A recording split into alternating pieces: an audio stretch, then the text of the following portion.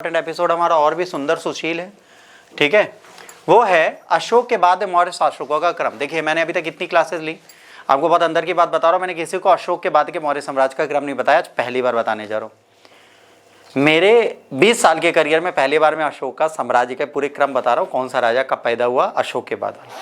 तो ये लेक्चर बहुत इंपॉर्टेंट है, इसको कोई इग्नोर ना करे और बाद में मुझे डांटे ना कि मैंने पढ़ाया नहीं। आइए ध्यान देते हैं, अशोक के बाद मौर्य साम्राज्यों के शासकों का क्रम क्यों जरूरी है, हमें यह पता चलेगा किस प्रकार से धीरे धीरे खत्म हुए। तो सबसे पहले कौन बैठा, दशरथ मौर्य। दशरथ मौर्य बैठे 2232 से लेकर 224 तक, मतलब ये मात्र बैठे कितने साल, 6 साल, 6 क्या 7 साल, 8 साल बैठे। इनके पोते थे, ठीक है, दशरथ अशोक के पोते थे, सिंहासन संभाला। बौद्ध धर्म को इन्होंने भी संरक्षण दिया, इन्होंने भी क्या किया, बौद्ध धर्म को संरक्षण दिया। और बौद्ध धर्म के संरक्षण के साथ किया, पर धीरे धीरे धीरे इनके समय क्या हुआ, मौर्य साम्राज्य का विघटन प्रारंभ हो गया। इसके बाद बैठे संप्रति। संप्रति बैठे 224 से लेकर 215 तक, दशरथ के भाई थे, कुछ कहते हैं कुणाल के पुत्र थे।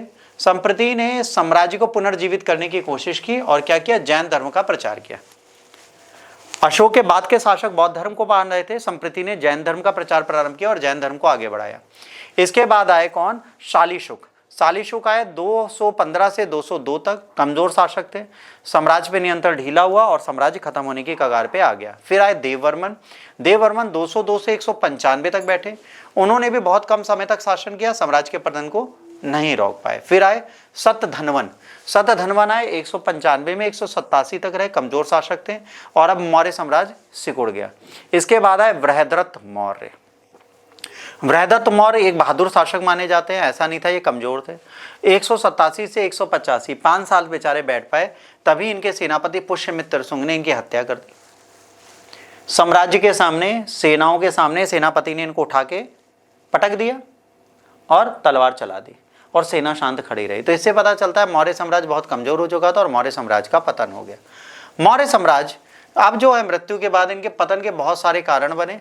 पहले विघटन प्रारंभ हुआ 2 भागों में, पश्चिम भाग में अशोक के पुत्र कुणाल और पश्चिम में उनके पुत्र संप्रति ने शासन किया, और पूर्वी भाग मगध जो था उसमें दशरथ मौर्य बैठे। तो देखिए दशरथ मौर्य से हमने पढ़ रहा है, क्यों, क्योंकि पूर्वी भाग पाटलिपुत्र जहां था वहां तो साम्राज्य ही 2 भागों में बढ़ गया। अशोक के बाद के राजा उतने सक्षम नहीं थे जो इसको चला पाए। अशोक की अहिंसा नीति ने क्या किया, सैनिकों को एकदम मोटा बना दिया, वो कुछ कर नहीं सकते थे। केंद्रीय शासन कमजोर हुआ, लोग आपस में लड़ने लगे, बाहर से बैक्टीरिया यूनानी ये सब आए, उन्होंने हमारे देश पर आक्रमण किया, हम उससे अपने देश को बचा नहीं पाए। वृहद्रथ को उनके ब्राह्मण सेनापति पुष्यमित्र शुंग द्वारा हत्या की गई और आधिकारिक अंत इसको माना जाता है, और इसके बाद शुंग साम्राज्य की स्थापना प्रारंभ हुई। ये साम्राज्य का क्रम था, बहुत छोटा सा क्रम है, बहुत अच्छे से आप याद कर सकते हैं यदि आप याद करना चाहें